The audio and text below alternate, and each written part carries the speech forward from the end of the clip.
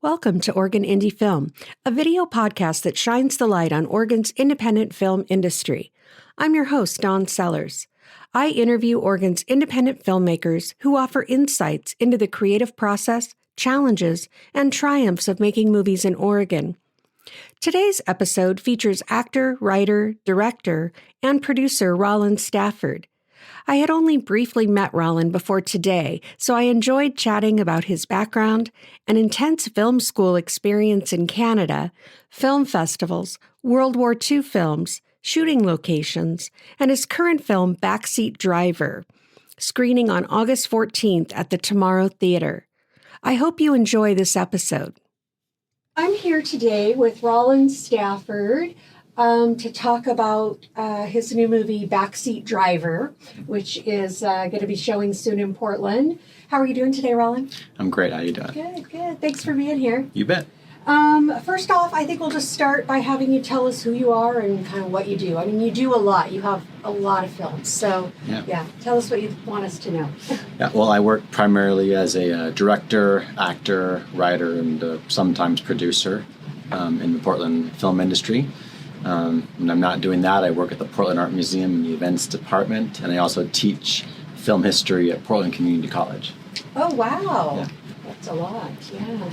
Are you from Portland? Yeah, born and raised here, and then moved away for a long time and missed the green too much and decided to come back. Yeah, I love that. We all love Portland so much. Where'd you go to high school?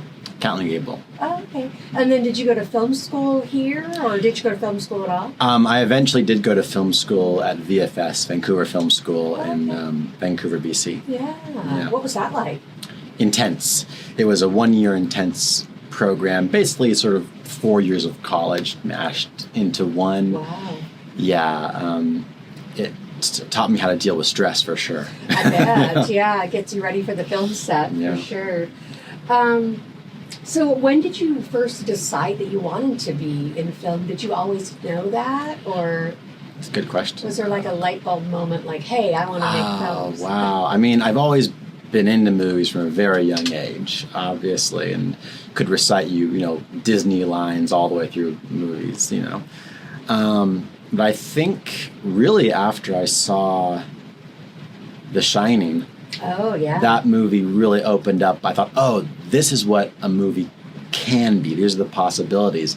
After that movie, I was suddenly very aware of the camera, the lighting, the acting, the sound, the music, everything sort of like, this is what a movie could be if the right tools are applied. Mm-hmm. So probably around 15 or so. Yeah. And so was that partially because some of it was filmed in Oregon? Did you kind of feel like that was part of it? No. I had no idea part of it was filmed at the Timberline Lodge at all. Okay. No, that came later, and then my admiration for local Portland filmmakers too.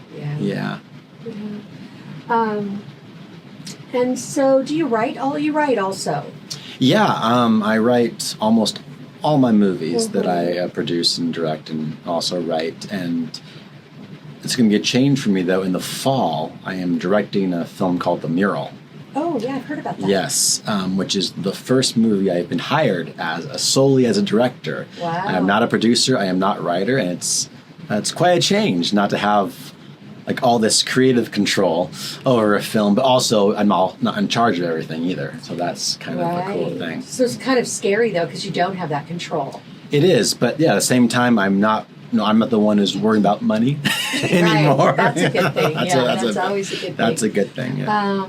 I mean, I think it's kind of nice to just be able to focus on one thing, too. Yeah, I'm very excited to do it. We have a wonderful cast and crew. We're going to shoot for most of September, and it's all Portland cast and crew, too. So we're all very excited for that. Nice. And I'm sorry, when does that start, Gene? We start shooting September 9th. Oh, so that's not too far off. No, not too far at all, yeah. And who wrote that? That is, I'm going to butcher her last name, Allison and Reba Sparrow are the producers. And Allison, oh God, why am I blanking on her last name? I'm so sorry, Allison, if you're listening to this. But she is the writer, producer, and the star of the movie. And this is based on a play that she wrote. And I saw this play about a year ago, and I approached her afterwards and said, listen, if you ever want to make this into a movie, I'd love to throw my hat into the ring. And here we are, just over a year later, making it into a movie. So wow, that's very exciting. Yeah, that's great.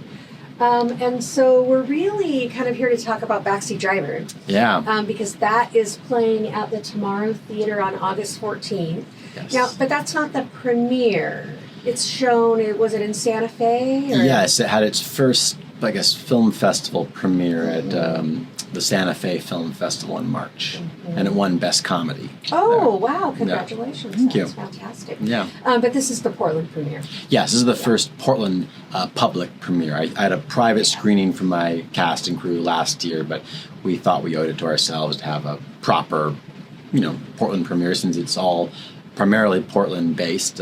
We filmed some of it in Klamath Falls, Oregon. But cast and crew are all Portland-based people. So. Yeah, that was my next question. Like, where did you film? What were your locations for that? Primarily Portland, and then I'd say about 40% of it was in Klamath Falls. It's a wonderful community down there, and they're absolutely anxious to have people come film there. I bet. Oh, it's just, I've never had an easier access to locations. I mean, just everything was free for us. We filmed in a little theater, we filmed in a cemetery, a restaurant. Everything was free for us, and they were super cool about it. And we had great support from the Klamath Film Community and the Klamath Independent Film Festival, which is a lot of fun. And if I could, I'd shoot an entire movie down there if I could afford it. But had to bring all the cast and crew down there. Right. So what did you guys do for lodging? Did you just have to get hotels then? Some of us had Airbnbs that the Klamath Film Community put up. Other of us had to get Motel 6. Yeah. But mostly it was about 3 locations. We all sort of cramped together in these little small areas. Yeah. Yeah. Yeah, everyone go film in Klamath Falls. That sounds amazing. Absolutely. I'd love to take the podcast down there and interview some filmmakers down there because I know there's a lot going on. Yes, they have the Klamath Independent Film Festival, which happens every September, which is really nice. Which focuses on primarily Oregon and Washington filmmakers, nice. Almost primarily, and they're very proud of having. I think was it the director James Ivory, I think, that was the one who made movies like Remains of the Day and stuff, was from that little town. But they're also, their festival tries to show an Oregon-made movie at the start of the festival every year, and I'm always anxious to see which one they're going to pick, like if it's 5 Easy Pieces or one of Kelly Reichardt's movies or Animal House or something, something that was made around here. Fun. Oh, yeah, I'm going to have to go down there for that, for sure. And so you, do you want to tell us about your budget for Backseat Driver? You don't have to share numbers if you don't want, but we always like to. I will give a rough estimate. How about that? It was about $30,000 altogether for production. Nice. That was what it was, and that's pretty good for having to travel and. Absolutely. That's really good. That covers production. I won't say what post was. Let's not talk about. Let's not talk about post. But no, that covered almost everything. I had a great cast and crew who worked for practically nothing. But I'm a big believer that everyone should get paid something for their work, regardless. That's a given. But I put some of my own funds into it, obviously, and then we raised some money for post-production so we could actually finish the movie, too.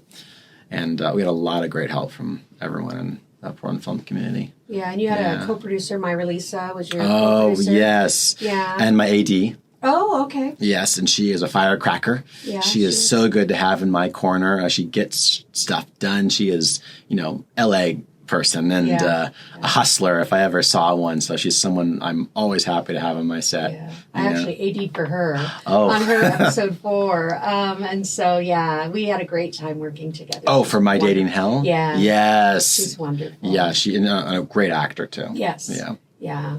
And so I'm sure she was instrumental in kind of helping raise the money and get, donations and things for Backseat Driver. Yeah. I mean, she just sort of kept things together. Yeah. Honestly, especially on set. And she always has my back, on stuff, which is good. Yeah, you need a person like that. Yeah. And so what's your plan? I mean, you have, so you were at Santa Fe Film Festival, won Best Comedy, showing in Portland in August, and then what else? What else is on the plan for this film? Well, we've just about, I'd say, almost dried up the festival circuit. I think it's almost done, about time now, and if we get no more film festivals within 3 months or so, we're going to go to distribution, probably online. There's a distribution company called Ammo, which distributed my last movie, One Dead Dog, on Amazon Prime and Tubi and Freebie, and that's probably where we're going to go next, so at least we can get it out there so people can see it. So that was successful with your last film, Ammo? Yes, Ammo took One Dead Dog, and I'm still making very small pennies on it occasionally, occasionally gets very small little checks in the mail. It's just because in order for your movie to get seen nowadays, it's kind of has to be streaming somewhere, sadly. Right. Otherwise, if it's not streaming, it's almost like it doesn't exist. Right. Kind of. Yeah. I mean, it does exist forever, but where? Yeah, exactly. Yeah. I know. It's good to have it out there, and you want people to see it. That's exactly. That's the point. Yeah, so people can see it and want to work with you and make more movies, etc. Yeah, and you've made quite a few independent movies. Do you have a favorite that you've made? Oh, wow.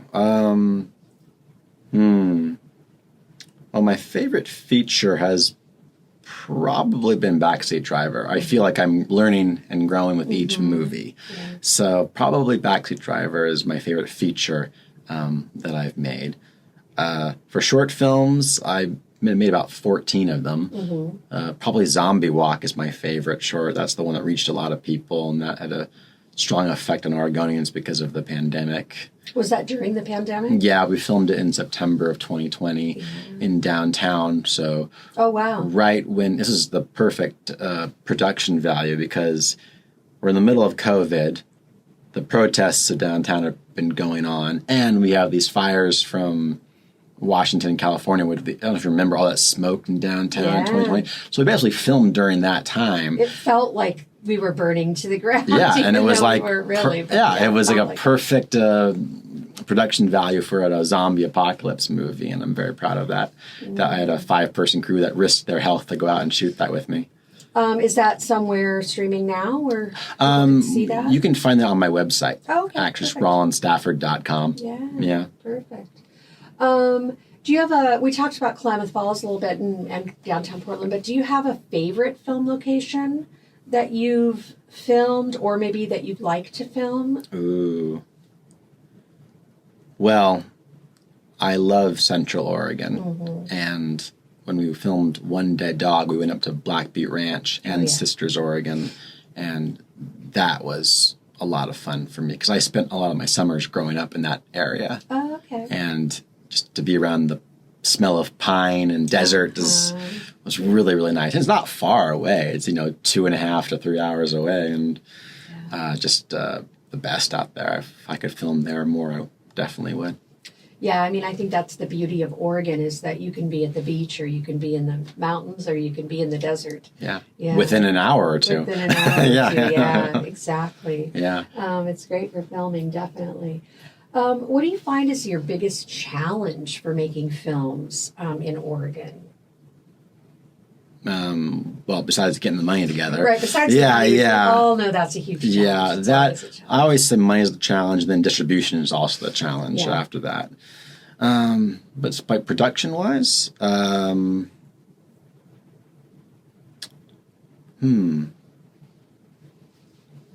mean, it sounds like you've been able to get good crew. Yeah. Good cast locally, good locations. So, I don't know. I mean, my sets run pretty smoothly, I feel, for the most part. That's what I hear. That's good. I usually like to work 8 to 10 hour days, not the whole 12. Exactly. I like to be home by dinner if I can. Yes, I love that. Yeah. I don't know. I always think, money is the first thing that comes up, because certain places require you to have insurance. Right. Certainly, and required. So if you shoot in a bar or a restaurant, they get obviously nervous about that kind of stuff, which I completely understand. I guess I'm one of those directors who's always worried about sound too. So there might be plenty of wonderful locations in Portland, but my ears always pick up something that's gonna mess me up in post if I'm not careful. Yeah. You know, so I'm always, that's a challenge. I'm always concerned about sound wherever I am. I'm always check with my sound guy Nick if is that okay? Is that okay? Take because Yeah. Is that Nick Decker? Yeah. Yeah, he's the best. Oh, he's so good. He did sound for my film too. Yeah, he's wonderful. Yeah. He'll be doing sound for me on the mural as well. Oh, nice. Yeah. He's not only a talented sound guy, but also just a great guy. Yeah. And so, let's see. We were talking about budget and kind of raising money. I mean, that's, the challenge. Have you been able to take advantage of any of the like tax credits or anything in Oregon? Yeah, because it's all low budget, right? Yeah, and even the they always do these grants. Stay right there. We'll be back to hear more from Rollyn.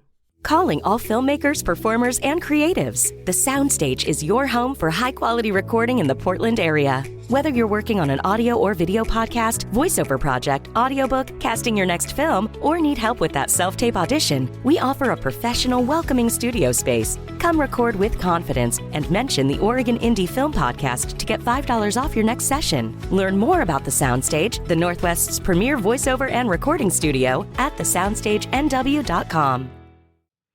Hey there. If you're enjoying this episode of Oregon Indie Film, don't go anywhere. We've got more great conversation coming up. And if you believe in uplifting local voices and the power of independent storytelling, we'd love your support. Hit that follow button, share the show with a friend, or leave us a quick 5-star review. It makes a big difference. Want to get more involved? Reach out at OregonIndieFilm@gmail.com. Now, back to the episode. Right. Which I apply for, but I have to face the facts, really, that I am a white, primarily straight male, and they tend to go for more diverse people when giving out those grants. Yeah. So, yeah. Yeah. So has there been any surprises, like since you've been making films? Like, even though you've made quite a few films, there's probably not any surprises now, but when you first started, was there anything that you didn't expect, maybe that you really liked, or that was a challenge? I learned so much from being a stand-in on TV shows like Librarians and Leverage and Grimm. So I learned all that just watching people around me. So I saw how stressed people got. I guess I didn't expect how tired I'd be at the end of the day. Yeah. Just wears you out, even though you're standing or sitting around, it wears you out completely. I did discover how important food was, and I never order pizza for my cast and crew. I always try to find some caterer who can feed you well, because everyone performs so much better on those situations. I always feel like, if you can't pay your cast and crew a lot, at least give them good food. Really good food. Really good yes. food. I use I'm going to butcher the name. Mundo Catering. Oh, okay. They're absolutely wonderful, and they can if for dietary restrictions, you can say this first person can't do this, and they will give you a little sack lunch for that person. Is nice. Wonderful. That's a good tip. Oh yeah, so good. Yeah. Anything else surprising that you can think of? Oh.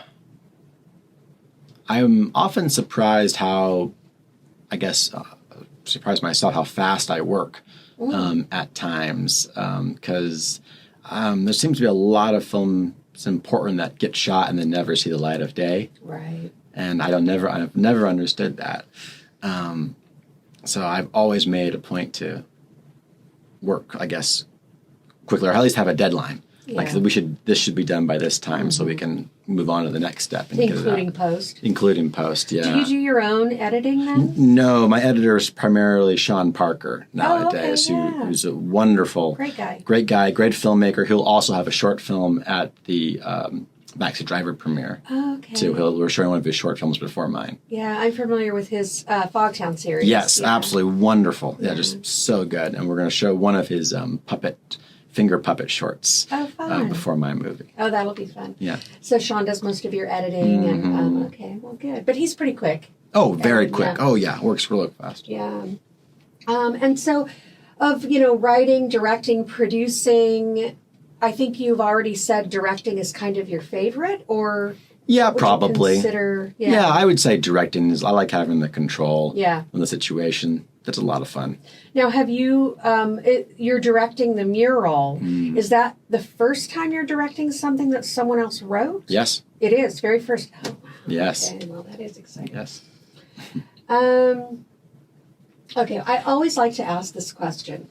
So, like, what is your big, beautiful dream? If you could do anything, money, time, not an obstacle. It could be filmmaking, it could be life. What do you have a big, beautiful dream or something you'd like to do, like to accomplish? Oh, well, I definitely have goals. I want to go to Sundance, get a film at Sundance, and get an Oscar. Those are two on my list. It's on my bucket list. Yeah. So those will happen. Oh, man. I memean, I really like making movies in the Northwest. My hero filmmakers now are people like Kelly Reichardt, the late Lynn Shelton, who I thought was amazing.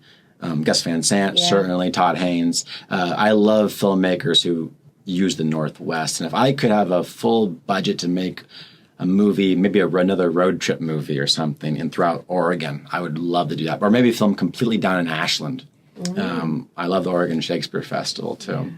I really have no big desire to go to L.A., unless maybe to use their studios, like the Inside Studios, but, Yeah. Or maybe having a big studio here. Yes, that'd be cool. Nice, That'd be great to have a studio that we could all use here in Oregon. That'd be great.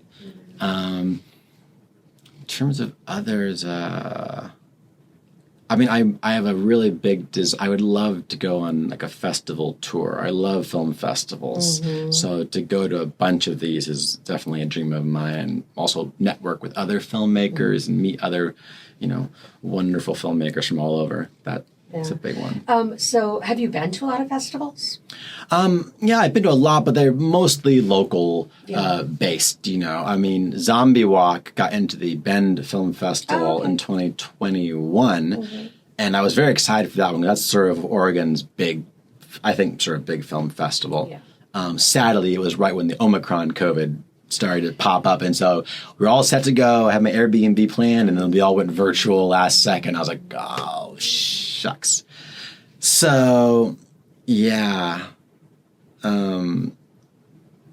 Bend is probably your favorite film festival that you've been to so far?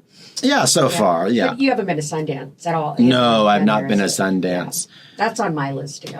I would love to see that. I would love to be places, film festivals in New York. I would definitely love to go just because I like New York a lot.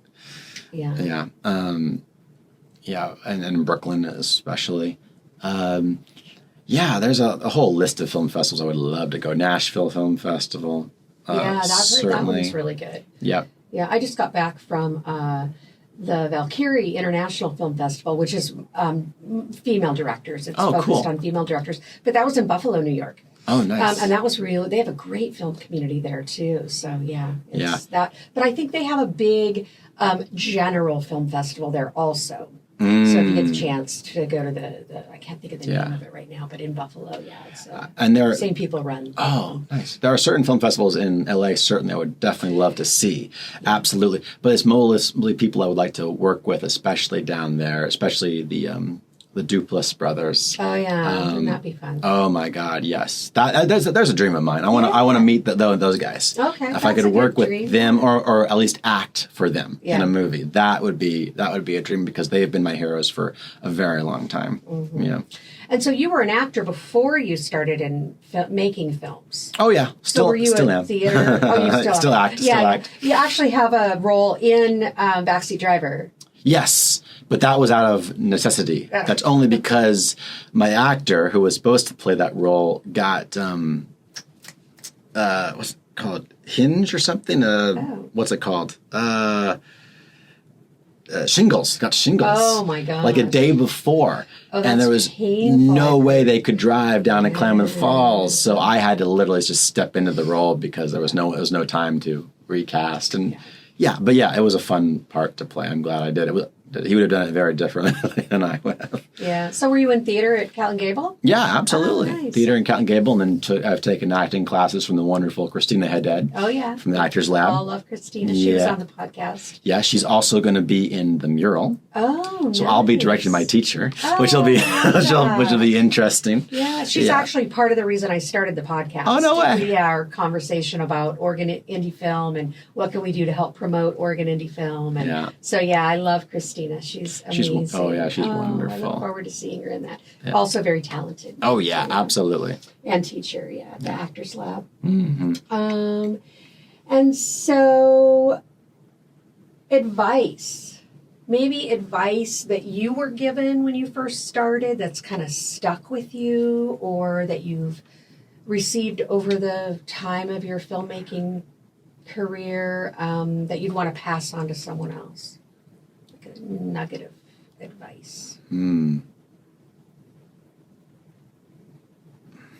I feel like I should say something substantial. I know, it's like but the pressure is on. The best I can say is just do it and don't wait around.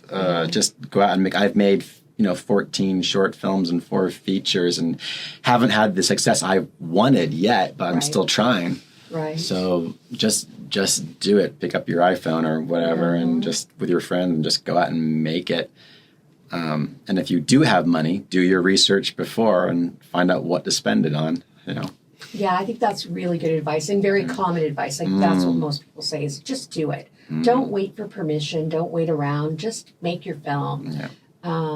So I think that's really good advice. I wanted to get back to festivals for just a minute, though. I forgot to ask. So when you submit to festivals, do you have a strategy that you kind of follow? Do you submit to festivals that you want to go to personally, or what's your process of that? Oh, yeah, I always research. Yes, there's always the big ones that you want to go to. Certainly Sundance is sort of a rite of passage. You have to submit to that one. But yeah, absolutely. There are my top 5 film festivals, that are the most expensive but are the most prominent ones. And then a little below that, there are ones where I have maybe friends or family that I can stay with if I go to. And then below that, there is genre film festivals. Will your film, be worth submitting to these? Because will it fit into these categories? That's why you have to do research about which film festivals, what they like, etc. And then probably the bottom one is local film festivals. I will submit ones I can get to by car. Right.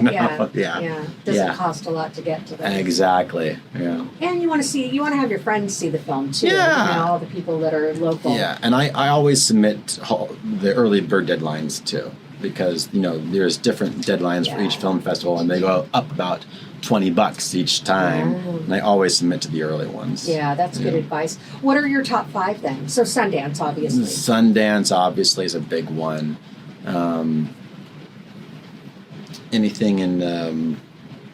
I have friends in New York, friends I've never met in New York, but who have been like my friends on Instagram since 2020, who I would love to meet, I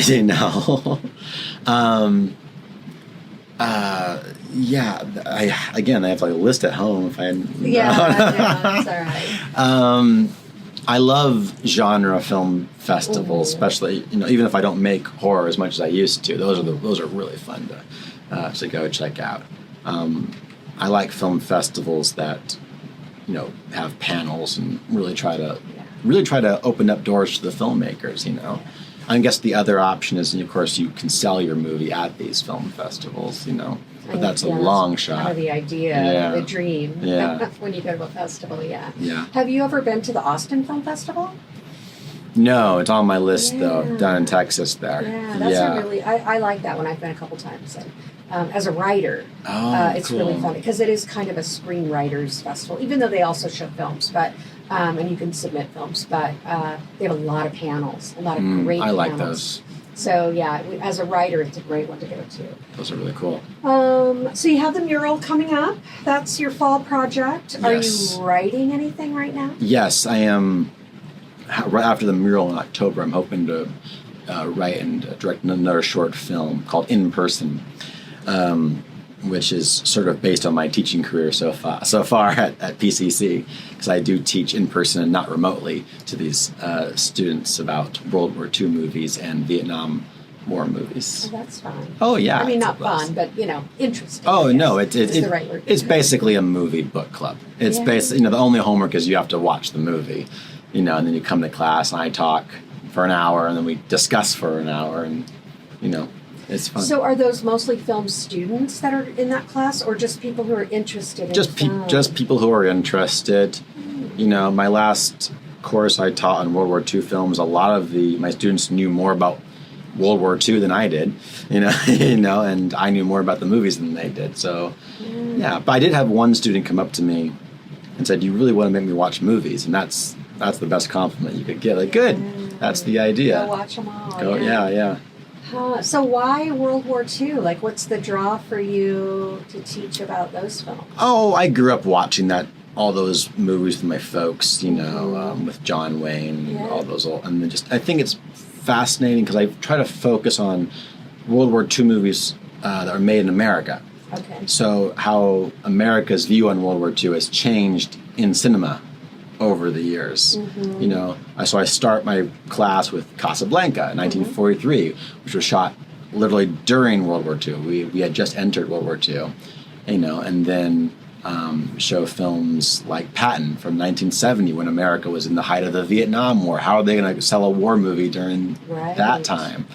And then we get to, Saving Private Ryan in 98, which changed the course of how we see battle in war movies, So yeah, I'm fascinated how it reflects American culture. And same with the Vietnam War movies. As far as I can tell, for Vietnam films, most people seem to think it was a bad war. Most American films seem to put it in the negative light, except for one movie.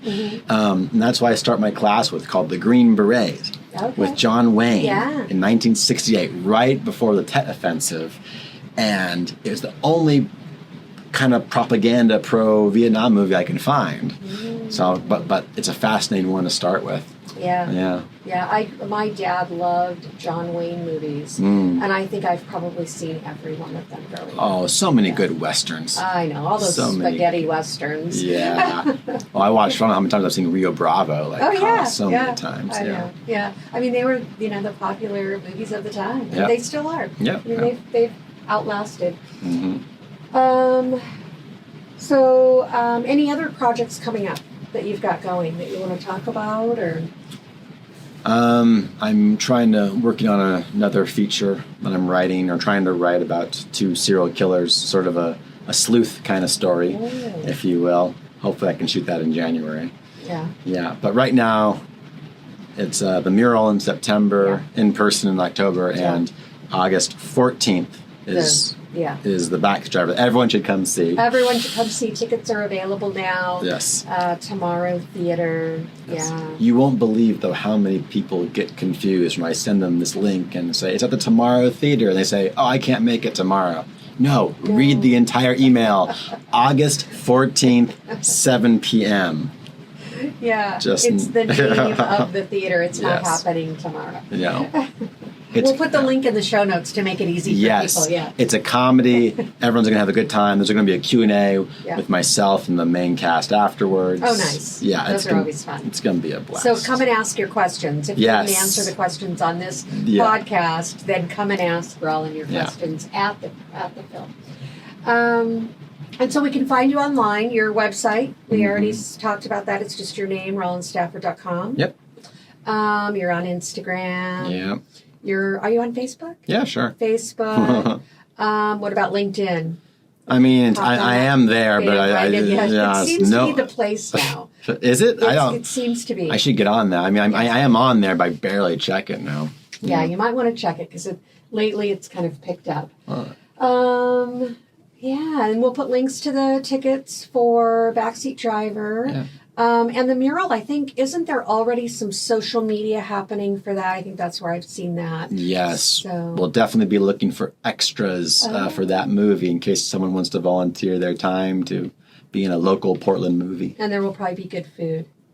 Oh, yeah. Yeah. Definitely. So there may not be money, but there will be food. Definitely good food. And you'll get to work with Rollyn, which everybody wants. So, is there anything else you want to tell us or talk about that we didn't cover? Just come see my movie, please, on August 14th, because we put a lot of time and money into it, and this is probably the only time in Portland's going to be publicly premiered for a while, at least. Yeah. So don't miss your chance. How big is the Tomorrow Theater? Is it?